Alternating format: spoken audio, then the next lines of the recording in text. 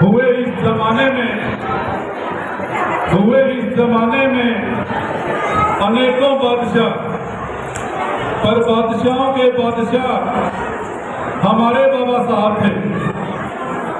और लोग तो इंसानों को गुलाम बनाकर बादशाह बने, पर गुलामों को इंसान बनाने वाले बादशाह हमारे बाबा साहब थे।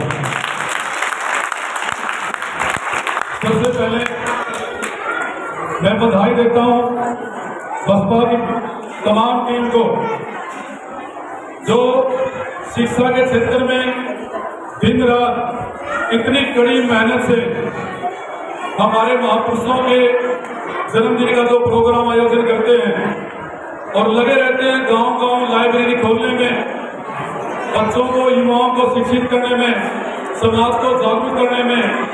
आज के समय में बसपा संगठन का बहुत ज्यादा योगदान है।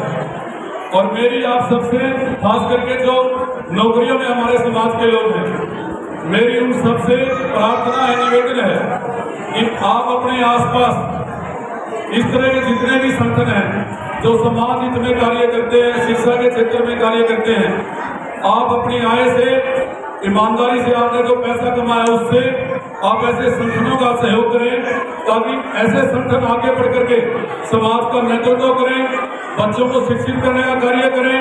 और ये तभी संभव है जब हम लोग दिल से ऐसे संगठनों को सपोर्ट करें। तो साथियों, आप बसपा संगठन ने, गांव दयालपुर के लोगों ने जो ये मान सम्मान मुझे यहाँ बुला के दिया है, मैं उसके लिए सबसे पहले आप सबका धन्यवाद करता हूँ। और आज जो हमारे महापुरुषों की जयंती समारोह, जो हम जयंती समारोह का आयोजन हम कर रहे हैं, राष्ट्रपिता ज्योतिबा फूले जी, बाबा साहब डॉक्टर भीमराव अम्बेडकर जी, ये ऐसे महापुरुष, ऐसे महामानव, आज हम इनका जो जयंती समारोह का आयोजन कर रहे हैं, ये जरूरी क्यों है? और हमारे समाज में जो संगठन है, इस तरह के जो प्रोग्राम कर रहे हैं, उनका प्रोग्राम करने का उद्देश्य क्या है कि ऐसे जयंती समारोह हमें करने पड़ रहे हैं। साथियों, ये जरूरी है, जो भी हमारे मुख्य अतिथि ने हमारे पीछे बोला, इतिहास, हमें हमारे महापुरुषों के इतिहास की जानकारी होनी चाहिए। बाबा साहब डॉक्टर भीमराव अम्बेडकर ने कहा, जो लोग अपना इतिहास नहीं जानते वो लोग अपना इतिहास बना भी नहीं सकते।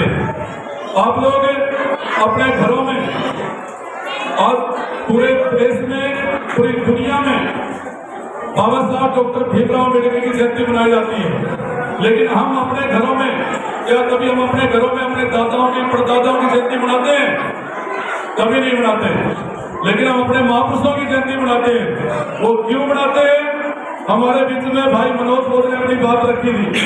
उन्होंने अपने वक्तव्य में कहा था कि किस तरह बाबा साहब ने, जब उनके छोटे बच्चे का निधन हो जाता है और वो उस समय उनके पास उनके कफन के लिए पैसे नहीं थे, उन्होंने अपने बच्चों को, अपने पूरे जीवन को आप लोगों के लिए निछावर कर दिया। इसी तरह राष्ट्रपिता ज्योतिबा फूले ने शादी करने के बाद भी बच्चे पैदा नहीं किए। उन दोनों मियां बीबी ने अपना सब कुछ इस समाज के लिए कुर्बान कर दिया। इसलिए आज हमें ऐसे महापुरुषों की जयंती का प्रोग्राम करते हैं, ऐसे महापुरुषों को जयंती के बहाने याद करते हैं, उनकी विचारधारा को फैलाने का काम करते हैं। हमारे दादा परदादाओं ने हमारे वंश को चलाया है, लेकिन सही मायने में अगर इस देश में हमारे पूर्वजों को जानवरों से, पशुओं से इंसान बनाने का जो कार्य किया है, वो हमारे महापुरुषों ने किया है। इसलिए हम सब तमाम लोग, इस बहुजन समाज के लोग पूरी दुनिया में इन महापुरुषों की जयंती समारोह का आयोजन करते हैं। तो साथियों, बातें बोलते हैं महापुरुषों के ऊपर, लेकिन खास करके शिक्षा के क्षेत्र में हमारे महापुरुषों ने जो कार्य किया, संविधान में बाबा साहब डॉक्टर भीमराव अम्बेडकर ने हमें जो अधिकार दिए, तो ज्योतिबा फूले, जिन्होंने उस समय में, आज से 150 साल पहले, उन्होंने शिक्षा के बारे में क्या कहा? उन्होंने कहा कि विद्या बिना मति गई, मति बिना नीति गई, नीति बिना गति गई, और गति बिना धन गया, और ये सब किसके कारण हुआ? ये सब विद्या के कारण हुआ, शिक्षा के कारण हुआ। उन्होंने शिक्षा के महत्व को समझाने का प्रयास किया, हमारे समाज के लोगों को बताया कि शिक्षा जरूरी क्यों है। और उन्होंने इस समय में, आज से 150 साल पहले, सबसे पहले उन्होंने अपनी घरवाली, अपनी पत्नी को पढ़ाने का कार्य किया।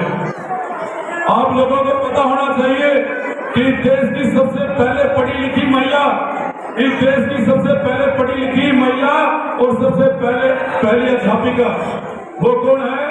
माता सावित्रीबाई फुले।